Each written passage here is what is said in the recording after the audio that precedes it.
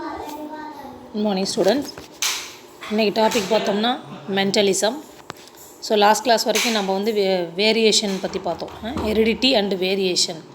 வேரியேஷனோட types அப்படின்னு சொல்லி பார்த்தோம்னா டிஸ்கண்டினியூஸ் வேரியேஷன், கண்டினியூஸ் வேரியேஷன், அப்புறம் வேரியேஷனோட இம்பார்ட்டன்ஸ் அப்படின்னு சொல்லிட்டு நிறைய திங்ஸ் நம்ம பார்த்தோம் இல்லைங்களா. ஸோ இப்போ பார்க்குறது என்னென்னா மென்டலிசம்.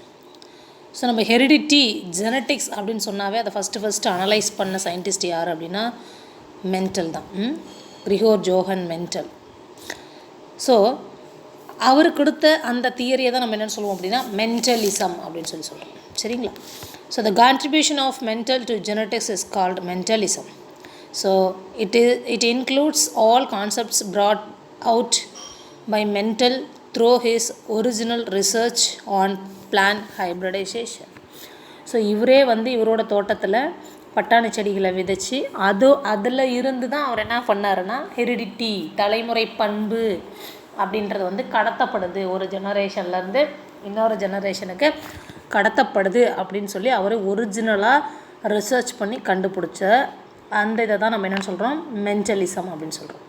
ஸோ அதனால் இவர் வந்து என்னென்னு சொல்லி அழைக்கப்பட்டாருன்னா ஃபாதர் ஆஃப் ஜெனட்டிக்ஸ் அப்படின்னு சொல்லி சொல்கிறாங்க. ஃபாதர் ஆஃப் ஜெனட்டிக்ஸ் அப்படின்னா Gregor Johann Mendel. So father of genetics, the first geneticist Gregor Johann Mendel unrevealed the mystery of heredity. He was born. இது வந்து அவரோட ஹிஸ்ட்ரி கொடுத்துருக்காங்க. ஸோ அதை நீங்கள் வந்து படிச்சுக்கோங்க. ஹிஸ்ட்ரி, எந்த வருஷம் பிறந்தார், எங்கே வேலை செஞ்சார், என்ன படித்தார், அவர் ஸ்கூல் டீச்சராக இருந்தார், அதுக்கப்புறம் பாதிரியாராக போனார். பாதிரியாராக போயிட்டு அங்கே இருந்து அந்த தோட்டப்பட்டாணி செடியில் அவர் என்ன பண்ணால் ஸ்டடி பண்ணார், ஹெரிடிட்டி பற்றி ஸ்டடி பண்ணார் அப்படின்னு சொல்லிட்டு அவரோட லைஃப் ஹிஸ்ட்ரி கொடுத்துருப்பாங்க. அதை நீங்கள் பார்த்துக்கோங்க. ஸோ அவர் எழுதின book experiments on plant hybrids was presented and published in the proceeding of the Brunn society of natural history அப்படின்றதில் எக்ஸ்பிரிமெண்ட்ஸ் ஆன் பிளான்ட் ஹைப்ரிட்ஸ் அப்படின்னு சொல்லி ஒரு புக் எழுதினார். சரிங்களா. ஸோ அதை மட்டும் பார்த்துக்கோங்க. பேப்பர் இந்த பேப்பர் என்டைட்டில் என்ன, அந்த பேப்பரில் என்ன போட்டார் அப்படின்னா experiments on plant hybrids was presented and பப்ளிஷும் பண்ணார் அந்த பேப்பரை. சரிங்களா. ஸோ எங்கே பண்ணார் அப்படின்றது நமக்கு இங்கே கொடுத்துருக்காங்க. ஸோ அடுத்து முக்கியமான விஷயம் என்னென்னா mental was successful.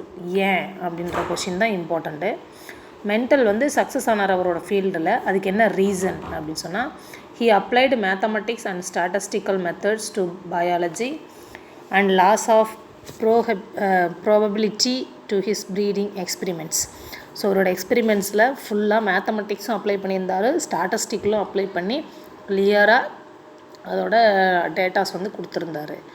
He followed scientific methods and kept accurate and detailed records that includes quantitative data. இவர் கொடுத்த டேட்டா எல்லாமே அக்யூரேட்டாக, ரொம்ப எலிஜிபிலிட்டியாக, ரொம்ப ஸ்டாண்டர்டானதாக இருந்தது. சரிங்களா. அடுத்தது his experiment were careful planned and he used large samples. இவர் வந்து ஒரு செடி 2 செடியை எடுத்து அவர் பண்ணலை, நிறைய சாம்பிள்ஸை யூஸ் பண்ணி கரெக்டான டேட்டாஸை கொடுத்தனால அது ஒரிஜினலாக இருந்துச்சு அந்த டேட்டாஸ்.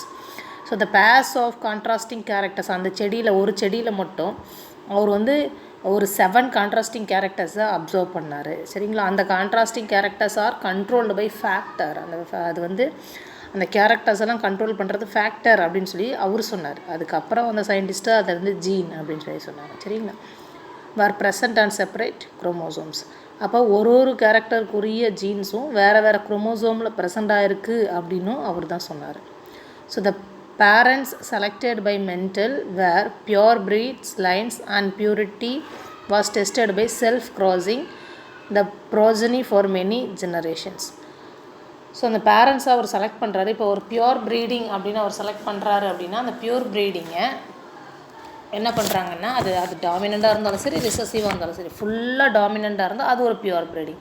ஃபுல்லி ரிசர்சிவ் கேரக்டர் வச்சுருந்துச்சுன்னா அதுவும் பியூர் ப்ரீடிங் தான். சரிங்களா. பியூருங்கிறது கலப்பினம் இல்லாத, டாமினண்ட்டும் ரிசர்சிவும் கலந்து இல்லாமல் ஒரு எல்லாமே ஒரிஜினல் கேரக்டராக இருக்கிறது நம்ம என்னென்னு சொல்லுவோம்னா டாமினண்ட் தான். எல்லாமே டாமினண்ட்டாக இருந்துச்சுன்னா அது ஒரு பியூர் ப்ரீடிங். ரெசசிவாக இருந்துச்சுன்னா எல்லா கேரக்டருமே ரெசசிவாக இருந்துச்சுன்னா அது வந்து பியூர் ப்ரீடிங். ஸோ அது எப்படி எடுத்துக்கிட்டார் அப்படின்னா செல்ஃப் ஃபர்டிலைசேஷன் பண்ண வச்சார். செல்ஃப் ஃபர்டிலைசேஷன் என்ன அர்த்தம்? ஒரு செடியில் இருக்கிற மலரில் இருக்கக்கூடிய மகரந்த தூளை அதே செடியில் இருக்கக்கூடிய ஸ்டிக்மாவில் சேர்த்து அந்த செடி அதுலேருந்து இன்னொரு செடியை உருவாக்குறதுக்கு பேர் தான் செல்ஃப் ஃபர்டிலைசேஷன். வேற ஒரு செடியோட இனக்கலப்பு பண்ணாமல் ஒரே செடியில் கண்டினியூஸாக இனப்பெருக்கம் பண்ணும்போது அதே கேரக்டர்ஸ் தான் வந்து நமக்கு வெளிப்படும் இல்லைங்களா. அதை தான் நம்ம என்னென்னு சொல்கிறோம் அப்படின்னா பியூர் ப்ரீடிங் அப்படின்னு சொல்கிறோம். சரிங்களா. Self fertilization and cross fertilization. So the flowers are large, hence emasculations and pollinations are very easy for hybridisation. So flowers வந்து கொஞ்சம் பெருசாக இருந்தனால இவர் ஈஸியாக என்ன பண்ணார் அப்படின்னா இனக்கலப்பு செய்கிறதுக்கு இதை பயன்படுத்திக்கிட்டார். சரிங்களா. So Mendel's experiment system the garden pea. அவர் வந்து கார்டன் பீ பிளான்ட்டை ஏன் சூஸ் பண்ணார், என்ன காரணம் அப்படின்னு சொல்லி பார்த்தோம் அப்படின்னா, இது வந்து ஏன் வேறு செடி எடுத்துருக்கலாம்ல அப்படின்னு சொல்லி பார்த்தோம் அப்படின்னா, இந்த செடியில் நிறைய அட்வான்டேஜஸ் இருக்குது. என்ன அட்வான்டேஜஸ்னால், இது ஒரு வருஷத்துல இந்த செடி வளர்ந்து தன்னோட வாழ்நாளை முடிச்சிக்குது. ஸோ அந்த கேரக்டர்ஸ் பார்த்தோம்னா கிளியராக விசிபிளாக இருக்குது. சரிங்களா. It is an annual plan and has clear contrasting characters that are controlled by a single gene separately. So அந்த கேரக்டர் வந்து சிங்கிள் ஜீனால் கண்ட்ரோல் பண்ணப்படுது அப்படின்னு சொல்லி சொல்கிறாங்க. Self fertilisation occurs under normal conditions in garden pea plant. Self fertilisation இவர் பண்ண வச்சார்னா அதுக்கு வந்து ஒரு ஸ்பெஷலான ஒரு அடாப்டேஷன்ஸ் எல்லாம் கொடுத்து தான் பண்ண வைக்கணுங்கிற அவசியம் இல்லை. நார்மல் என்விரான்மெண்ட்லேயே செல்ஃப் ஃபர்டிலைசேஷனை பண்ணலாம். So mental used both self fertilization and cross fertilisation. இவர் வந்து செல்ஃப் ஃபர்டிலைசேஷனும் பண்ணார், கிராஸ் ஃபர்டிலைசேஷனும் பண்ணினார். ஸோ அதுக்கு இந்த பிளான்ட்ஸ் வந்து யூஸ்ஃபுல்லாக இருந்துச்சு. ஸோ த ஃப்ளவர்ஸ் ஆர் லார்ஜாக இருக்கிறனால emasculation and pollinations very very easy for hybridisation. So இது வந்து பெருசாக இருந்தனால இதை வந்து ஈஸியாக ஹைப்ரிடைசேஷன் மெத்தட்ஸ்க்கு யூஸ் பண்ணுறதுக்கு ஈஸியாக இருந்துச்சு. ஸோ இதுதான் மென்டலோட சக்ஸஸ் மேலே சொன்னது. கீழே வந்து மென்டல் வந்து ஏன் அந்த பிளான்ட்டை மட்டும் சூஸ் பண்ணார், வேறு பிளான்ட் எடுத்துருக்கலாம்ல அப்படின்னா, அந்த பிளான்ட்ஸுக்குரிய பாசிட்டிவ் கேரக்டர்ஸ் என்னென்ன அப்படின்றத ஒரு 3 பாயிண்ட்ஸில் கொடுத்துருக்காங்க. ஸோ மேபி 2 மார்க்ஸில் கேட்க சான்சஸ் இருக்குது, நீங்கள் அதை பார்த்துக்கோங்க. சரிங்களா. ஸோ நெக்ஸ்ட்டு பார்த்தோன்னா Mendel's experiments on pea plant. அவர் என்னென்ன எக்ஸ்பிரிமெண்ட் பண்ணினார் பீ பிளான்ட்டில். The Mendel's theory of inheritance, known as the particulates theory, established as existence of minute particles or hereditary units or factors which are now called as genes. இப்போ வந்து அந்த ஃபேக்டர்ஸுங்கிறத நம்ம என்னென்னு சொல்கிறோம், genes அப்படின்றோம். So he performed artificial pollination or cross pollination experiments with several true breeding bee plant. A true breeding lines, pure line strains means undergoes continuous self-pollination having stable triad inheritance from parents to offspring. So ஒரே மாதிரி character இருக்கிறவங்களும் self breeding பண்ணும்பொழுது அதே மாதிரி offspring கிடைக்கும். இதே pure ப்ரீடிங்கை நம்ம வந்து இனக்கலப்பு செஞ்சோம் அப்படின்னு சொல்லி பார்த்தோம்னா அதில் வந்து வேறுபட்ட கேரக்டர் கிடைக்கும். ஸோ அதேமாதிரி ஒரே மாதிரி கேரக்டர்ஸ் கிடச்சதுன்னா அது ஹோமோசைகோசிட்டி அப்படிங்கிறோம்.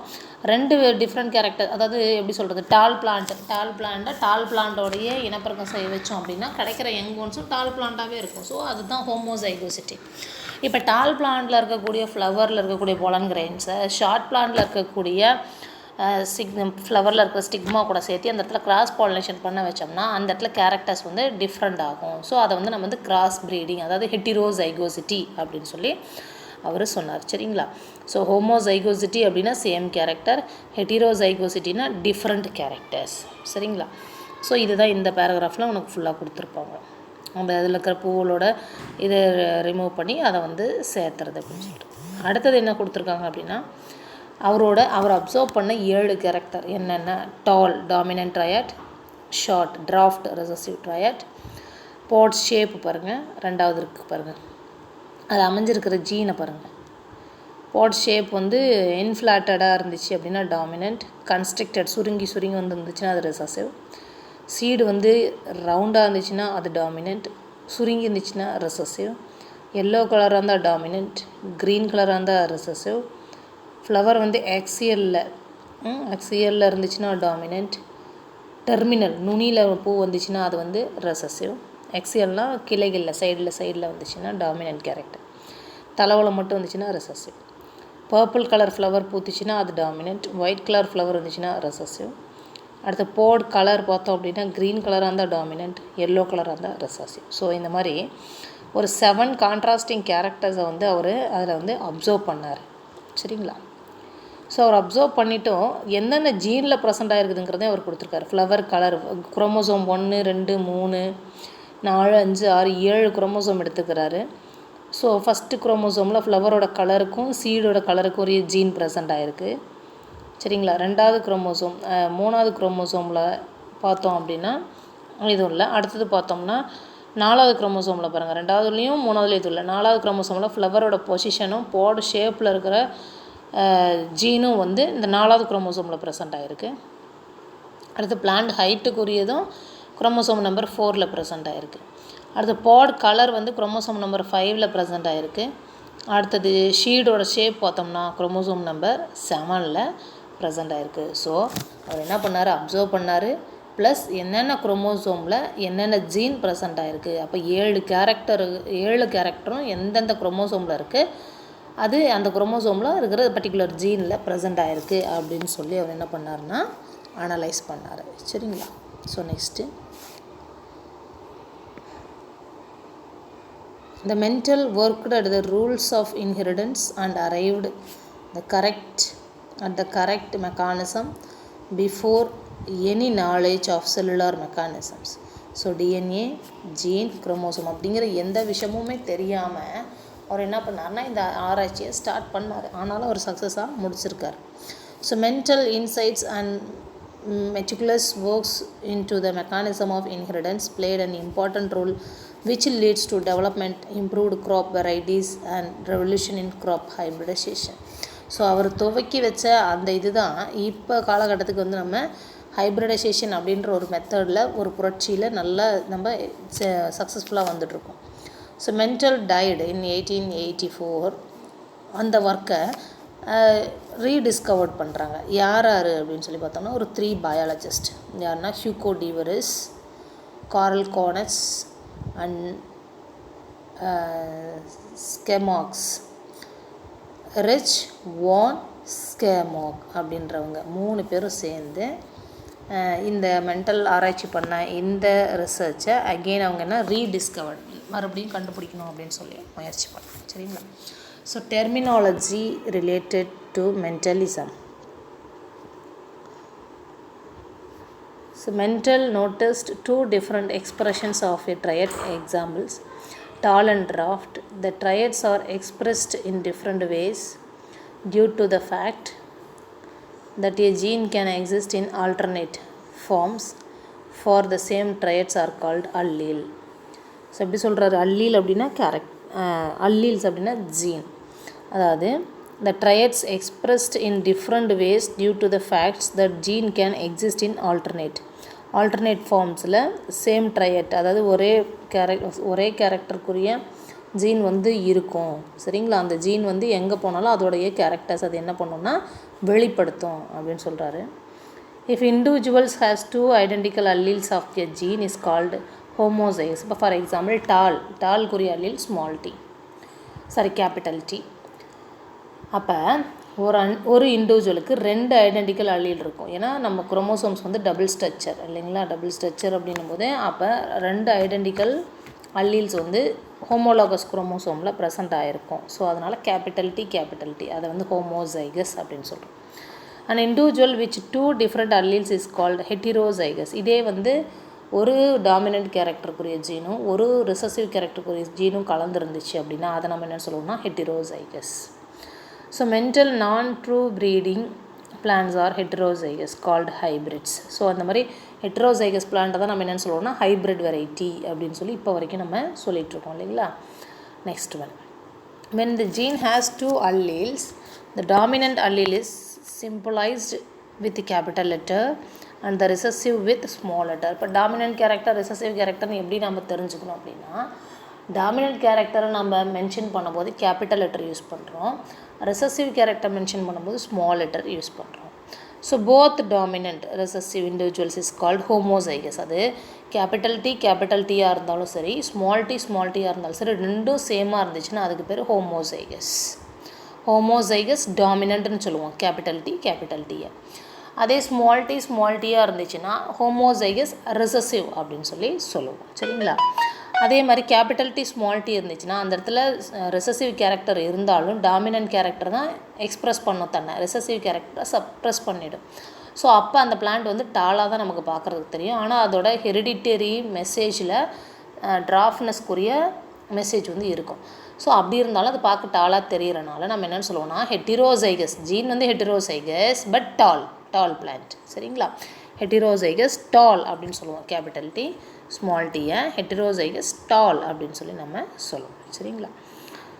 So next one, Mendelian inheritance. எது தலைமுறைக்கு கடத்தப்படும்? Mendel laws heredity.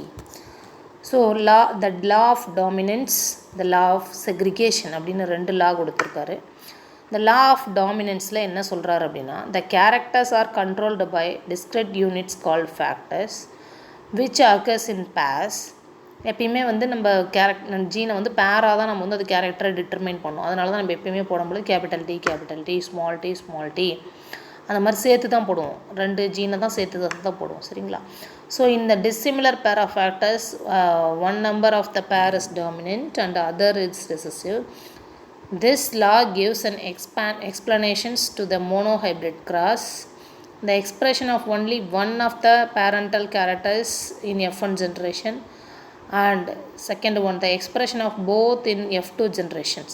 ஸோ இப்போ இதில் உனக்கு நல்லா தெரியும். இப்போ கேபிட்டல் டி ஸ்மால் டி இருந்துச்சுன்னா இது பியூர் டால், இது pure recessive, pure dominant pure ரெசசிவ்னு சொல்லுவோம். பட் இங்கே கேபிட்டல் டி ஸ்மால் டி அப்படின்னு சொல்லி இருந்துச்சு அப்படின்னா F1 ஜென்ரேஷனில் டாமினன்ட் கேரக்டர் தான் வெளியில் வரும்.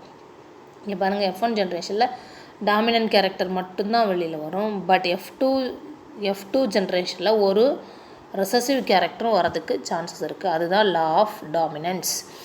F1 ஜென்ரேஷனில் எப்பயுமே டாமினன்ட் கேரக்டர் தான் எக்ஸ்ப்ரெஸ் ஆகும். பட் F2 ஜென்ரேஷனில் expression of both in F2 generation, dominant recessive ரெண்டுமே வெளியே வரத்துக்கு வாய்ப்பு இருக்குது. So it also explains the proportions of 3:1 obtained at F2. So 3 டாமினண்ட்டும் ஒரு ரிசசிவ் கேரக்டரும் வரதுக்கு சான்சஸ் இருக்குது. அப்படின்னா F2 ஜென்ரேஷனோட மோனோஹைப்ரிட் கிராஸோட பர்சன்டேஜ் என்னன்னு பார்த்தோம்னா 3:1 ஃபினோடைபிக் ரேஷியோ, ஜீனோடைபிக் ரேஷியோ அப்படின்னு கொடுக்கும். சரிங்களா? Next one, law of segregation, law of purity of gametes. So alleles do not shows any blending. Both characters are seen as such in F2 generation, although one of the characters is not seen in the F1 generations. During the formation of gametes, the factors or alleles of pair separate and segregate from each other such that each gamete receives only one of the 2 factors. இப்போ என்ன சொல்கிறான், லா of segregation அப்படின்னு சொல்லும்போது ஒரு dominant ஒரு recessive ரெண்டும் இருந்த பொழுதும் அது என்ன பண்ணோன்னா அடுத்ததுக்கு போகும் பொழுது அது தன்னை 2 பேரும் பிரிஞ்சு என்ன பண்ணுறாங்க அப்படின்னு சொன்னால் அடுத்ததுக்கு போகிறாங்க. Receives only one of the 2 factors. ஒரு கேரக்டர் பட் 2 ஃபேக்டர்ஸ், 2 ஜீன் போகும். ஹோமோசைகஸ் பேரண்ட்ஸாக இருந்தால் ப்ரொடியூஸ்ட் சிமிலர் கேமெட்ஸ். இதே ஹோமோசைகஸ் பேரண்ட்டாக இருந்தாங்கன்னா, அதாவது டால் பேரண்ட்டாக இருந்தாலும் சரி, டாமினன்ட் பேரண்டாக இருந்தாலும் சரி, ரெசசிவ் பேரண்டாக இருந்தாலும் சரி, அவங்க டாமினன்ட் பேரண்டாக இருந்தால் அவங்க யங் ஒன்ஸ் வந்து டாமினன்ட் கேரக்டர் ரிசீவ் பண்ணும்.